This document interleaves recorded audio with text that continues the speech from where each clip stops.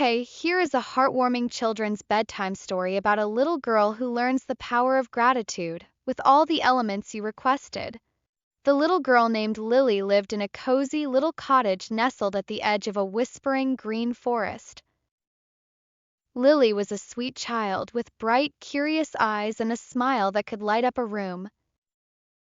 But she had a tiny habit that often made others a little sad. She rarely said, "Thank you."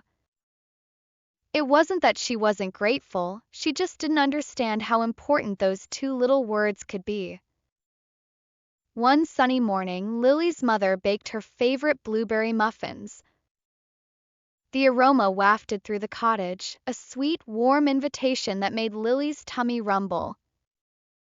She rushed to the kitchen, where her mother, with a loving smile, handed her a warm muffin. "Here you go, my sweet," her mother said softly, "fresh from the oven." Lily took the muffin and gobbled it down quickly. It was delicious, bursting with juicy blueberries. "More?" she asked, holding out her plate. Her mother's smile faded just a bit. "Lily," she said gently, "what do we say when someone gives us something?" Lily, focused on the prospect of another muffin, just shrugged. Her mother sighed softly and gave her another muffin, but there was lack of smile or soft tone this time. Later that day, Lily went to visit Mr.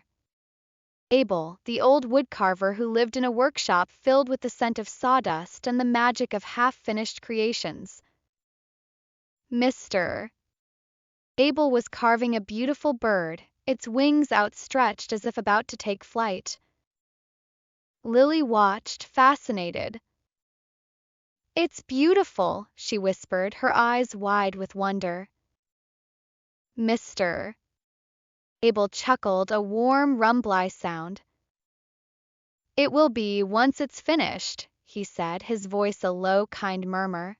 "I'm making it for the spring festival. It's a bluebird, a symbol of happiness." He worked for a while longer, his hands moving with practiced ease, and then, with a twinkle in his eye, he handed Lily a small, smooth piece of wood. "Here you go, little one," he said, "a little something for you." Lily took the wood. Felt smooth and cool in her hand. She turned it over and over, examining its grain. There were no carvings on it, it was just a plain piece of wood. "What is it?" she asked, a little confused. "Whatever you want it to be, Mr. Abel replied with a smile. "A piece of the forest, a bit of magic, a reminder of today." Lily looked at the wood, then at Mr. Abel. She wanted to say something, but the words felt stuck. She simply nodded and put the wood in her pocket. As she walked away, she heard Mr. Abel sigh, a soft, almost sad sound. She wondered why he sounded that way. That evening, as the sun dipped below the horizon, painting the sky in hues of orange and purple, Lily's father called her outside. He was pointing up at the sky. "Look, Lily," he said, his voice filled with awe, "a rainbow!" And there it was, a magnificent arc of color stretching across the sky, vibrant and breathtaking. Lily gasped. She had never seen anything so beautiful. "It's like a bridge to a magical land," she whispered, her eyes wide with delighted tone. Her father smiled and put his arm around her. "It is pretty special, isn't it?" he said with soft tone. Lily nodded, speechless. She watched the rainbow until it faded, leaving behind a sky full of twinkling stars. She went to bed with the image of the rainbow in her mind, but also the slight sadness of Mr. Abel's sigh in her heart. She was too occupied by the beauty of the rainbow to say any word to her father for such a wonderful moment.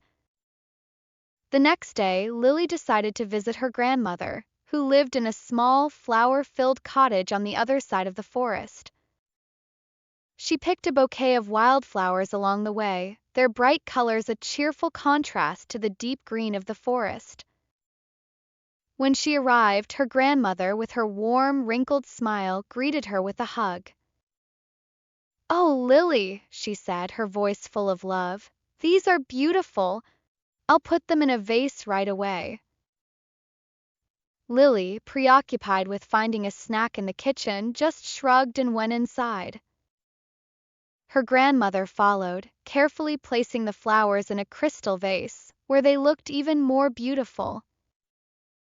Later, her grandmother brought out a plate of freshly baked cookies. "I made your favorite, dear," she said with excitement in her tone, handing Lily a warm chocolate chip cookie. Lily took a large bite. "Yummy," she mumbled, her mouth full. But she didn't say anything else. She ate 3 more cookies, then went outside to play without exchanging any single word, leaving her grandmother quietly clearing the table, a faint hint of sadness in her eyes. As Lily played, she noticed a small, injured bird hopping near a tree. Its wing was bent at an unnatural angle. Lily felt a pang of sympathy. Carefully, she scooped up the bird and held it gently in her hands. "Don't worry, little bird," she whispered with soft tone. "I'll help you." She remembered seeing her grandmother using a small twig and some fabric to fix a broken flower stem once. She found a small, straight twig and carefully, using a strip of cloth from her dress, she splinted the bird's wing. It wasn't perfect, but it seemed to help. She sat with the bird for a long time, stroking its soft feathers. "I hope you feel better soon," she whispered with concerned tone. Suddenly, she remembered the piece of wood Mr. Abel had given her. She pulled it out of her pocket. It was just a plain piece of wood, but as she held it, she remembered the kind look in Mr. Abel's eyes when he gave it to her. She remembered how hard he had worked on the bluebird, and how he said the wood was a bit of magic. And then she realized something. Mr. Abel had given her a gift, something he had made with his own hands, and she hadn't even thanked him. She had just taken it and walked away. She thought of her mother and the warm muffins, her father and the magnificent rainbow, her grandmother and the beautiful flowers and delicious cookies. She had taken all of it, enjoyed all of it, but she had never said thank you. A wave of sadness washed over Lily. She realized how her silence must have made them feel. She looked at the little bird in her hands. She wanted to help it, to make it feel better. And she realized that saying thank you was a way to help people feel better, to show them that she cared. With a newfound determination, Lily carefully placed the bird in a safe, sheltered spot and ran back to Mr. Abel's workshop. She found him working on a new carving, the scent of wood shavings filling the air. "Mr. Gable," she said, a little out of breath, "I wanted to say thank you for the wood. It's wonderful." Mr. Abel looked up, surprised. Then a slow, warm smile spread across his face. "You're welcome, Lily," he said with delighted tone. "I'm glad you like it." Lily smiled back, a genuine, heartfelt smile this time. Felt good to say thank you. Felt like a little bit of sunshine spreading from her heart. From that day on, Lily made a conscious effort to say thank you. She thanked her mother for her meals, her father for taking her on walks in the forest, and her grandmother for her delicious treats.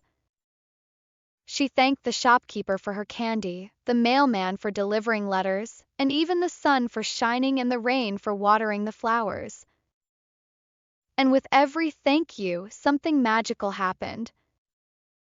People smiled more. Their eyes lit up. They seemed happier, lighter, and Lily felt happier too.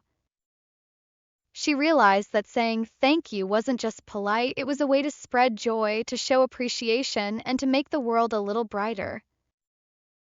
One evening, as the stars began to appear in the darkening sky, Lily sat on her porch, the little injured bird, now much better, perched on her shoulder. She stroked its soft feathers and whispered, "Thank you, little bird, for teaching me about gratitude." The bird chirped softly as if saying, "You're welcome." And as Lily drifted off to sleep that night, she knew that the two little words, "thank you," were not so little after all. They were powerful, magical words that could make a big difference in the world, one smile at a time. She thought of how a simple thank you brightened everyone's faces, and she fell asleep with a happy, peaceful feeling in her heart, dreaming of a world filled with gratitude and smiles.